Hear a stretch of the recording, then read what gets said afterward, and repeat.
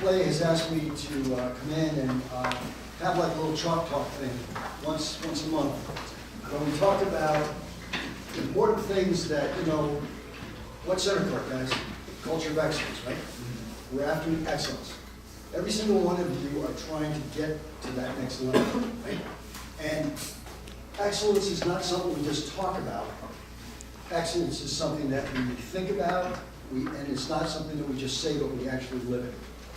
And so one of the things that, in talking to Clay, is that what are some of the key components that are going to make you not only successful on the court, but also make you successful in school and in your life?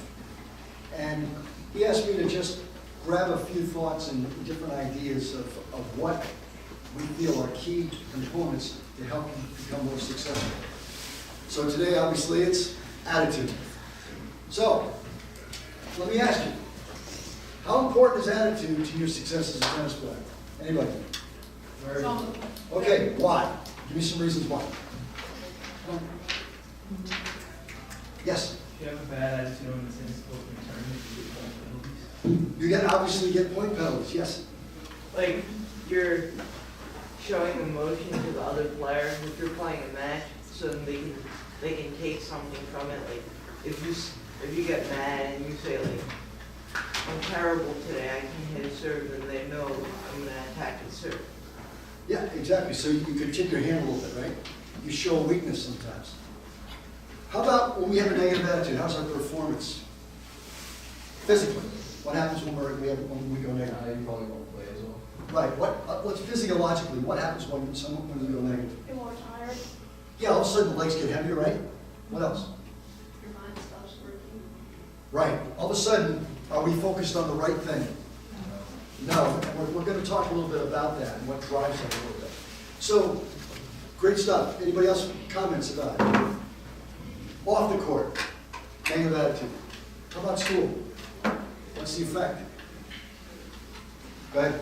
Oh, well, if you say you can't get it done, you're not going to get it done well. Like, if you have a negative attitude towards an assignment, then you're not going to get it done well, you're not going to get it great.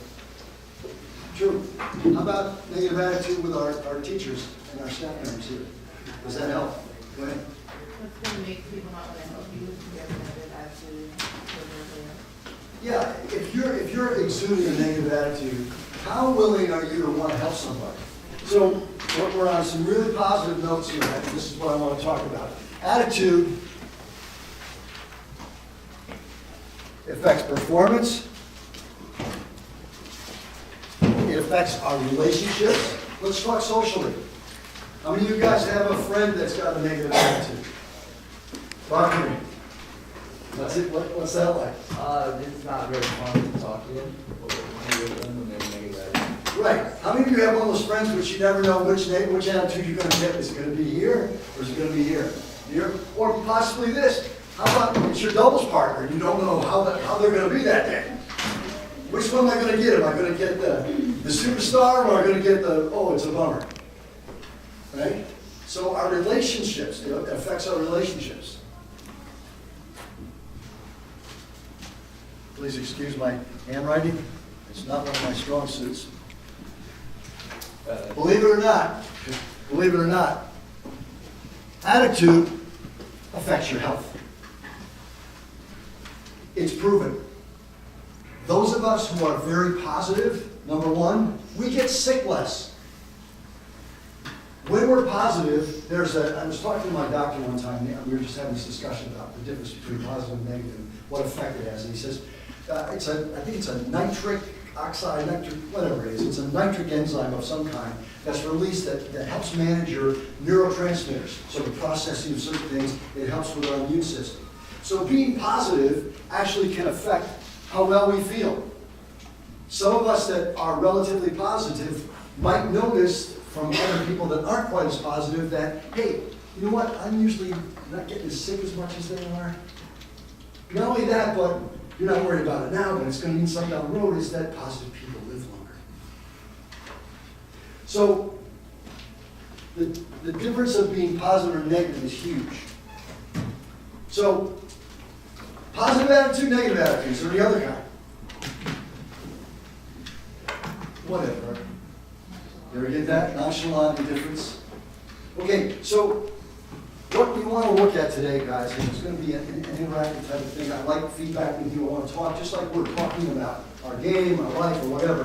But what I want to do is I want to climb into a couple of things, and I want to say, okay, what are some of the keys that make a great attitude? And the first thing is, if you look at the one that has attitude and it has my little logo on the top of it.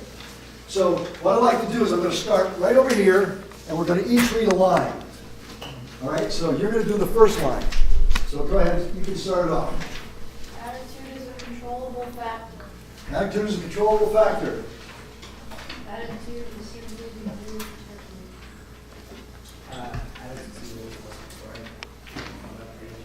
Okay, start a little bit louder, nice and clear, thank you. Sorry. Attitude to me is the most important component of any individual or group. The longer you live, the more you realize the effect attitude has had on life. Excellent, thank you. Attitude is more important than anything that has ever happened in the history of mankind. More important than money, success, or failure, communication, or what somebody thinks about you. We're going to come back to that one. Attitude, no matter what someone else thinks about you. Interesting. Go ahead. The longer you live, the more you realize the effect of attitude has had on your life. Okay.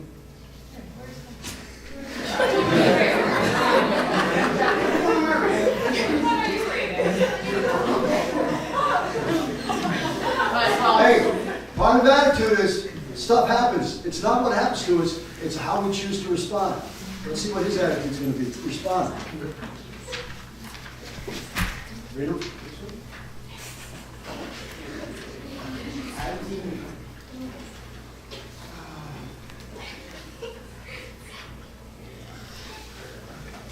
Attitude is more important than good looks, talent, or intelligence. Attitude is more important than good looks, talent, or intelligence. Attitude can destroy a home, a family, an organization, a team, an individual, or a belief. Very powerful. Go ahead. Attitude is the most powerful weapon in the human and mental arsenal. It comes in many forms, positive, negative, and different. And it comes in a range of intensities.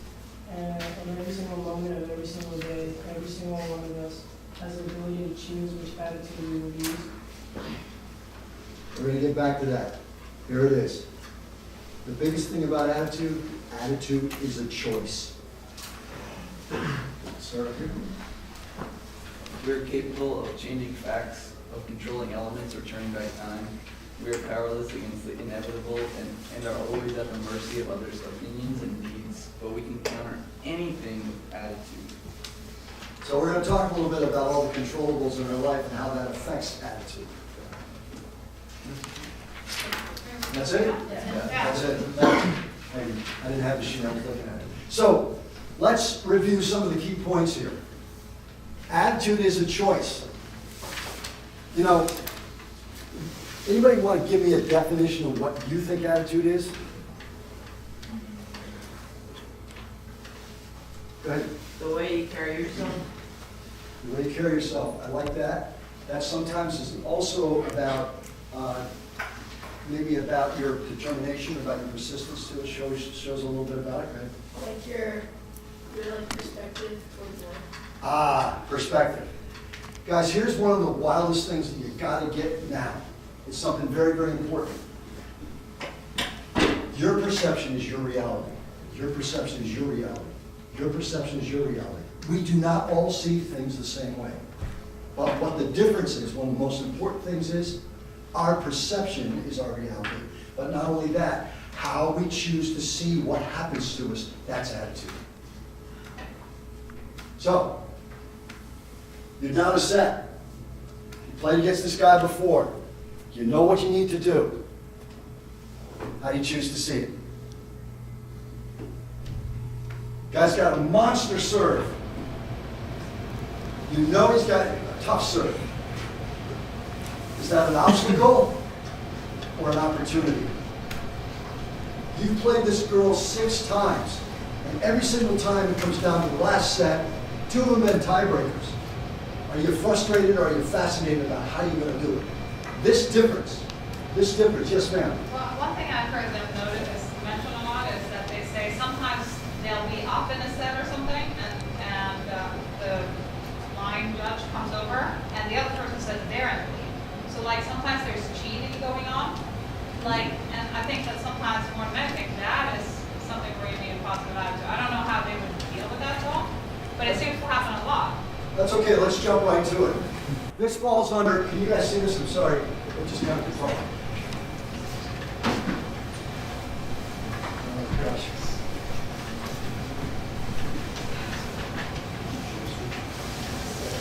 Uncontrollables. So many times we let things affect our attitude, affect our performance that are uncontrollable. Help me.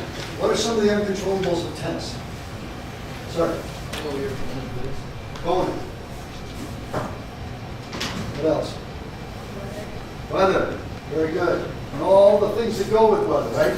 Sun, wind, rain, delays. Sure, the court. Hard true. Are we on a hard court? Or bounce? Maybe there's a couple of dead spots in the court. We don't know the court. What else? Who's sitting in the chair? Can you always control that? What else? Yeah, I mean, certain times it's a little bit about you can control your effort, but how it actually is going to work out. Sometimes there's a little bit about, it's more about maybe concentration, focus. So there are some things. Yes? Like when you fall straight. Okay, so let's call it equipment failure, right? Sneaker goes, you know, your favorite shoelace broke, your racket broke. Okay, so equipment. What else? Yes? Okay, yeah. The effect of the crowd. Let's call it the parents. I'm gonna tell you guys something, and this is very, very important. It has so much to do with attitude.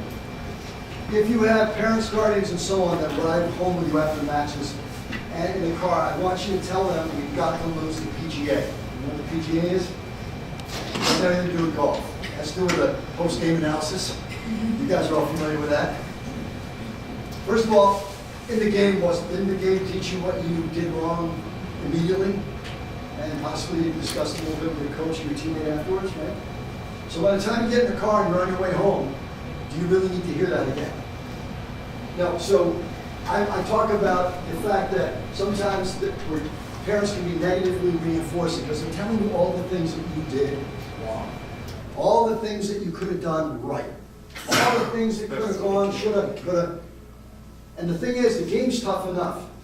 One of the things that we want to make sure is that we are always staying positive. So sometimes when you're hanging around with people that are giving you too much negative feedback, by the way, great coaches give you feedback, and they're smart enough to really generally, they'll sandwich it in there, they'll tell you a few things you're doing well, right? Don't they? And then they'll say, listen, these are the things that we still want to keep working on. And hopefully, you're at the point now where you're saying, Coach, I know what I need to work on. You're telling them what you need to work on, because you saw it. Right? So that attitude about, you know, the parents and how that whole thing goes definitely is something that can be effective. What else? Yes? Yeah, there's a certain amount of what randomness that you want to say to it that's just part of the game, but it relates either to the opponent, it relates either to the service, it relates to the racket, weather, a bad call. One more. How about injuries? Can you control that? Not really. Sometimes things happen. Now, sometimes we don't take care of ourselves. Sometimes we don't do what we're supposed to do, and we have a certain weakness. Shame on us. That's not what excellence is about. Right, so look at all these uncontrollables. Bad calls would be under referees, or a bad call would be if you're doing a ladder match. So the whole thing is, what can we control? It's here. E-A-R. A is the middle one we're talking about today, your attitude. You can control it. It's a choice. The first one up here, your effort. Every day you step on that court, every day you're in the classroom, you have an opportunity to give the best possible effort.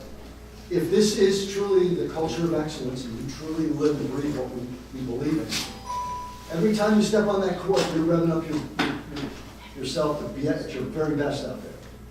And the other part of it is, when you bring that effort, bring the attitude. Bring an attitude that's positive. And lastly, what we're talking about is our reaction, how we choose to respond. Now, does this just have to do with tennis? No, has to do with the schoolwork. Has to do with schoolwork too. Exactly. So what are the uncontrollables? Can you always control what grade you get? Can you always control the feedback you're going to get from your teachers?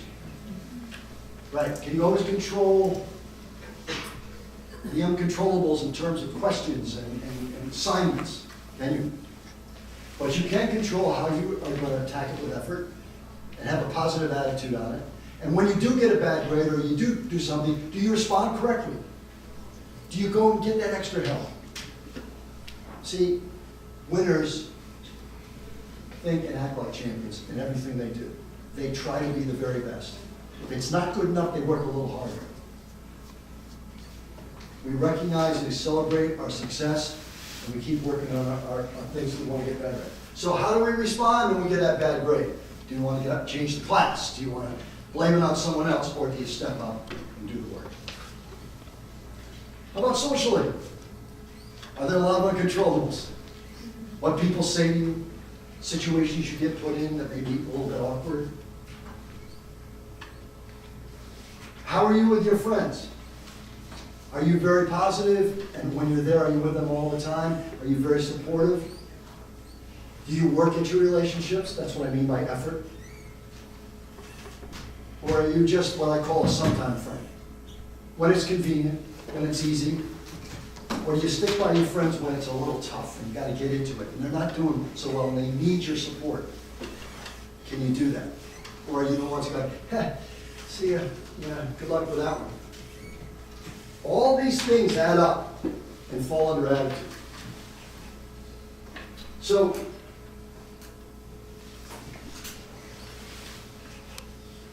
I see this on the side of a truck. How many of you guys ever saw the arrow that's in the Oh, yeah. in the FedEx? I'll show the rest of the class where it is. I did. Yeah. If you've never seen this before, I don't know if FedEx did it on purpose. I think it's just one of those reverse type things that you can pick up. But if you look between the E and the X, you'll see a white arrow. See it? Yeah. Yeah. Keep looking.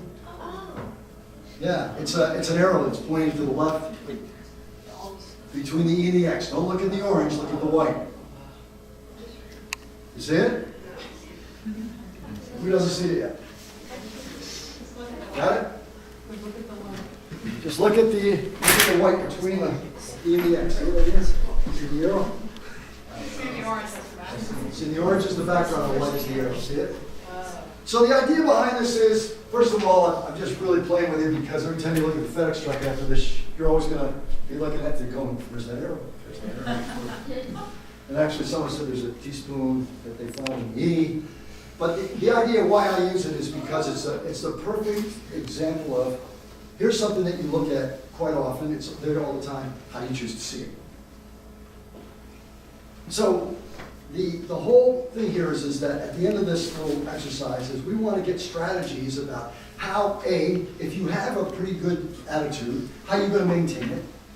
B, if your attitude is not so consistent, what can we do differently? And one of the things that we have to do is the first step is how aware are we when we are going negative? How many of you guys, like when you're practicing or in a game, are aware of, like, oh man, I'm slipping, I'm going negative? How many can be aware of it? How many are? So that's the first step. But it's not just in the game, it's in your life. When the little stuff happens, how aware are you that you're slipping? And all of a sudden, you're allowing the situation to dictate how you behave. So, here's a good example.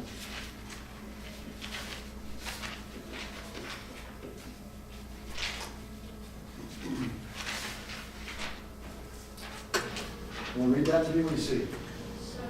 Success is nowhere. Success is nowhere. You guys see something different? Success is now here. Where's my wackos like myself? But the first time I saw this, I said, success, I snow here. How do we choose to see this? You know, it's a silly little example, but lots of times, it's our perception that puts us in that situation, whether it's in the classroom, whether it's we're comparing ourselves with others. And sometimes, we're like this guy.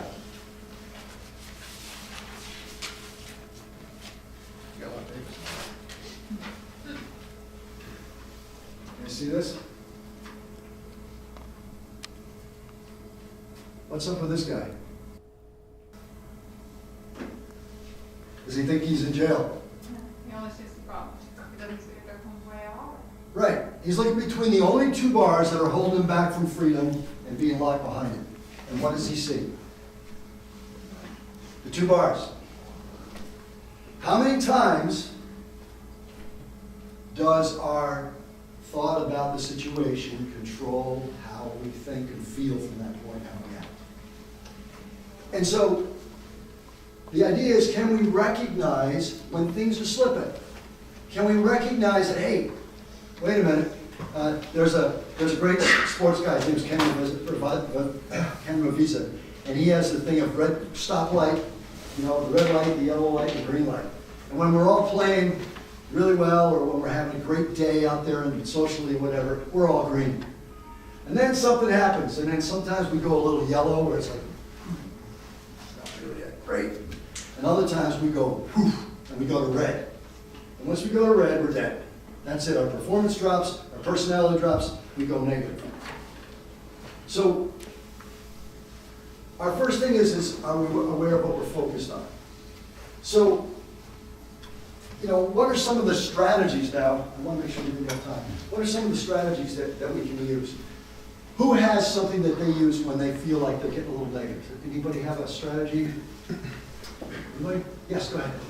Rituals, learning what to tell. Okay, a ritual. So a ritual to kind of calm yourself. Okay, a ritual. Yeah. Slow down. Slow down. Yes. Try to take deep breaths. Ah, very good. Breathing is very important. We're actually going to do, one of the segments we're going to talk about is how do we stay calm emotionally. We're going to talk a lot about breathing. So hold that one.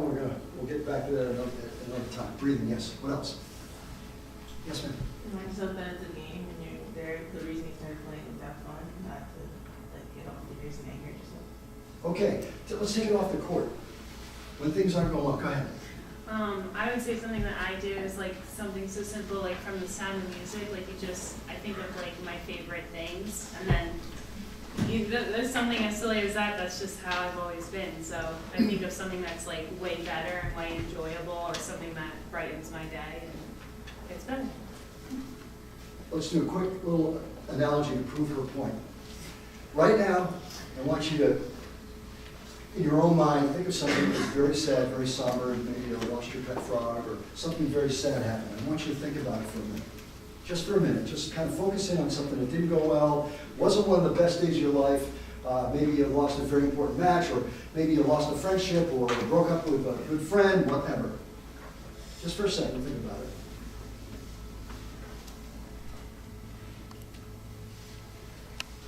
All right, now what I want you to do is I want you to smile right now. Smile, everybody smile. What happened?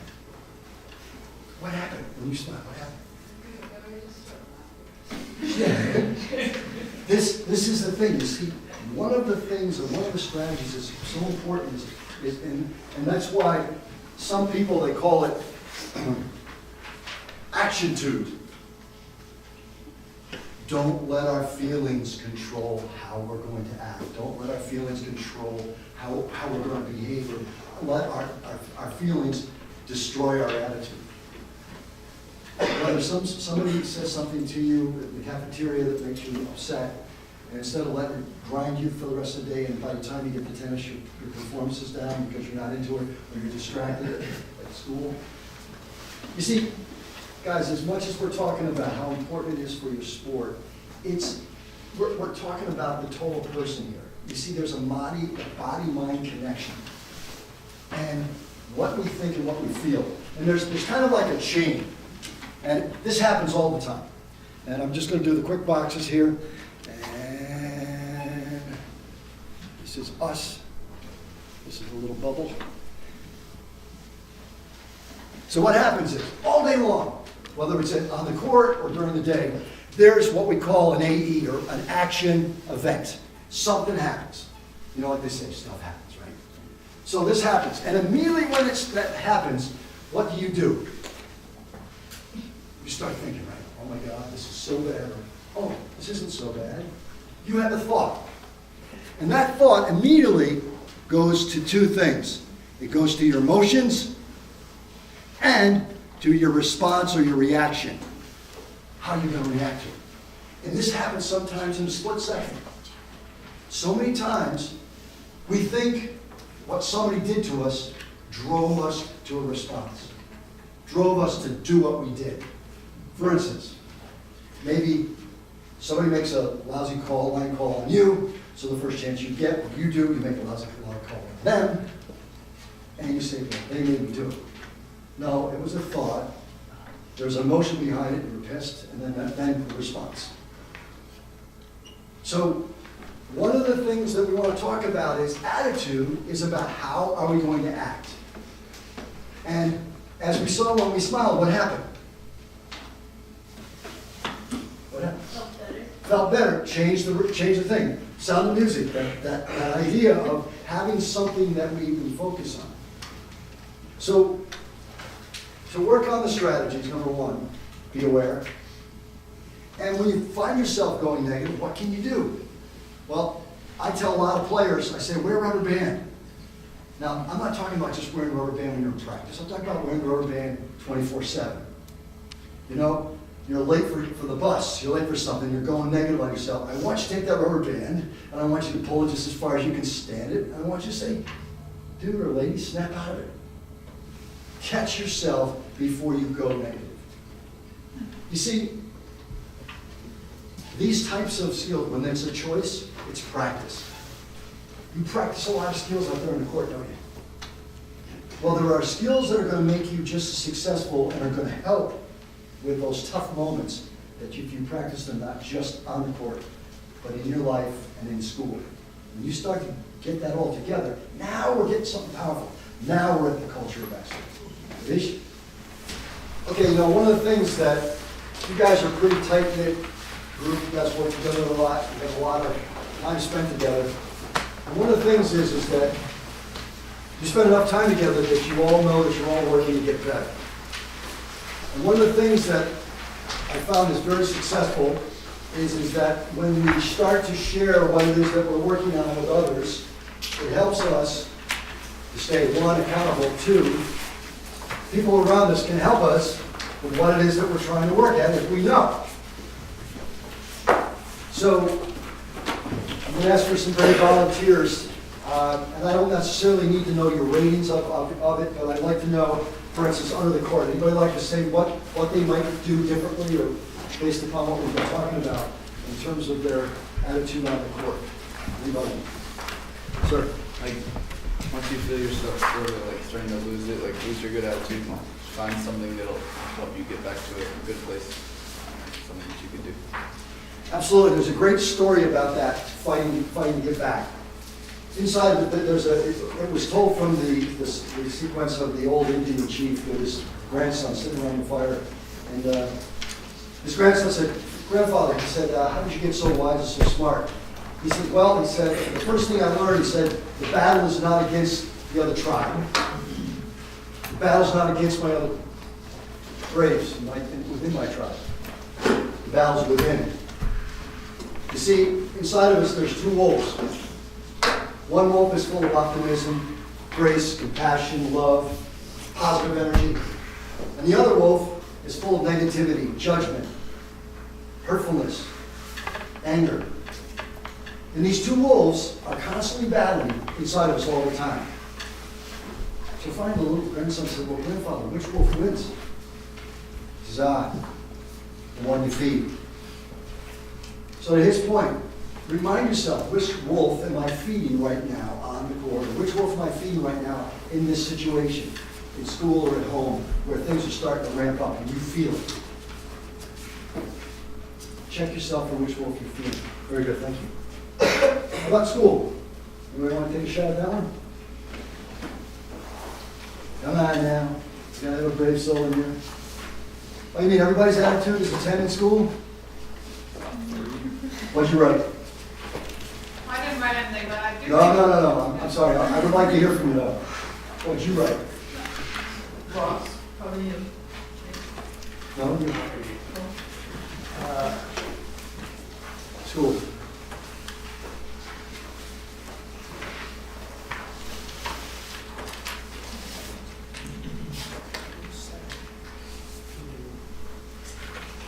I wrote putting more work into school and just making sure I get a good amount of sleep.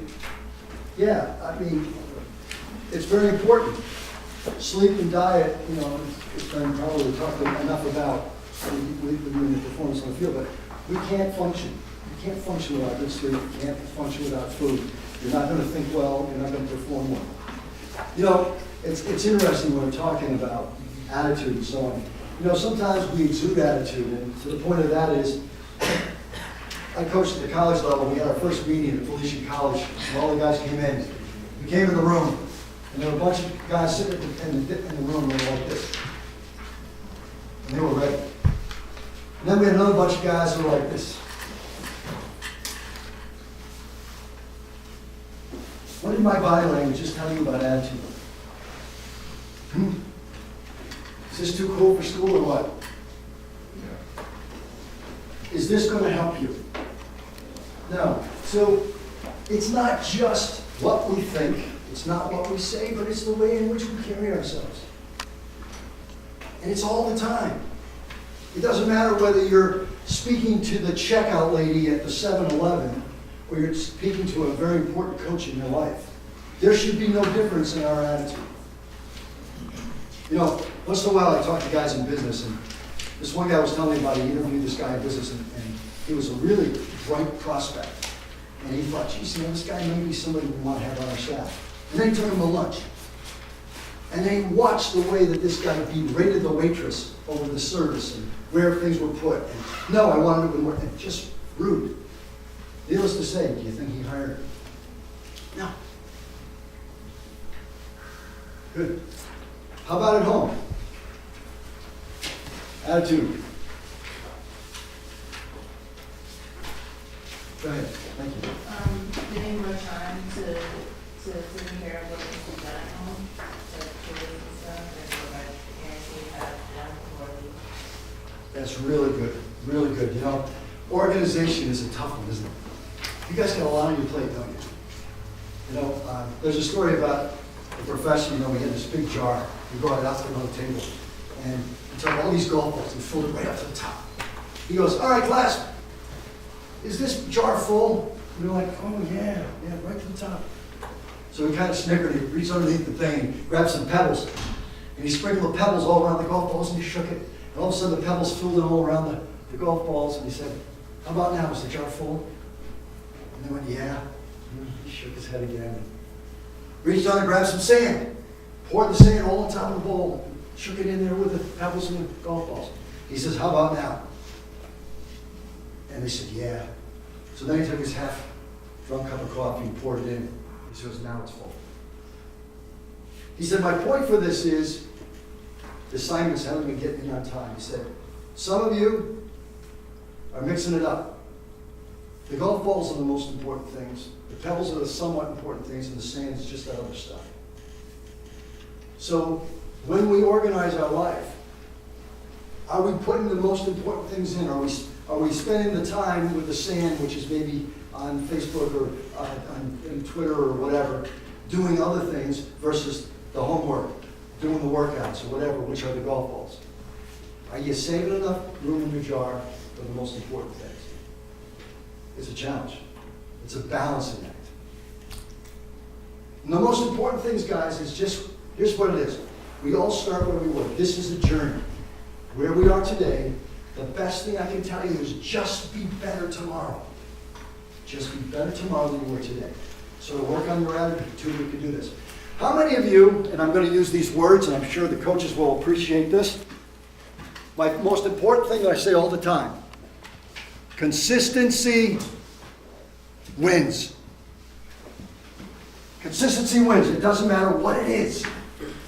Whether it's your ground strokes, it's your personality, it's your attitude, it's your work rate, consistency wins. That wide performance range, that wide personality, that wide attitude range, some of you, and I'm not going to ask you to raise your hands, some of you had a wide attitude range on that thing. And when they put it together, it all of a sudden came out to a number. Others of you were 7, 7, 7, 8, 7, 7, 7. Consistency wins. But no matter where we are, whether it's a 7, or it's a 5, or it's an 8, can it be better? Yeah. So all I'm asking you to do is I'm asking you to challenge yourself. Start to be aware, number one, of your attitude. 2, use the strategies that we talked about. Control the things that can control you. Don't let them bother you. Let the uncontrollables go. Right? Feed the right wolf. Right?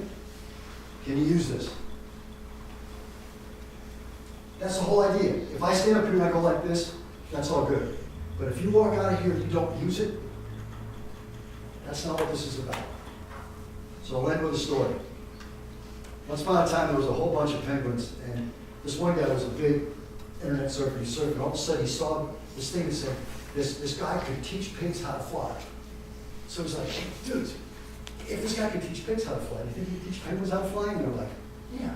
So they emailed him. They said, where are you? He says, well, I'm all the way down in Australia. He said, well, it's going to cost a lot of money to get me up there.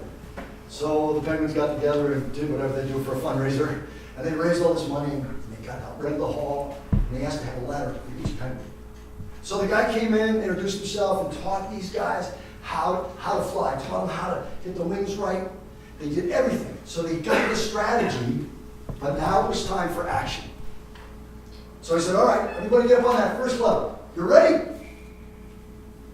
Wings up, jump. Everybody dropped down. Bad attitudes. See, we suck. We can't do this. This is crazy. Jack's going, no, come on, let's keep trying, let's keep working. I call it persistence. Jack kept persisting. Try it again, second level. Gets up there. Ready, jump. Nothing. Third time. All of a sudden, everybody went down to the floor except for all of a sudden, there goes Jack. They're like, holy crap, did you see Jack?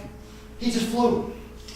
So, like many of us, right? We call it that ceiling. Some of us all of a sudden broke through that ceiling, maybe somewhere along our lives, or we saw another player do something that we couldn't do, and all of a sudden, hey, if they can do it, I can do it. So before you knew it, 2, 3, 4, 5, finally, within a half an hour, 45 minutes, every single penguin was flying around the room. It was awesome. They were so excited. They not only gave a standing ovation, they gave a flying ovation. They were flying around the room. Then the most amazing thing happened. They went to the door, they shook the man's hand and said thank you, and they all walked home. Well, they just went out to it. And what'd they do? Walk. Get my point? You have something here that you can work on. You can have something that's going to raise that culture of excellence within here, or most importantly, within yourself. Don't walk. Work it. Right? We'll see you again next time. Thanks, guys.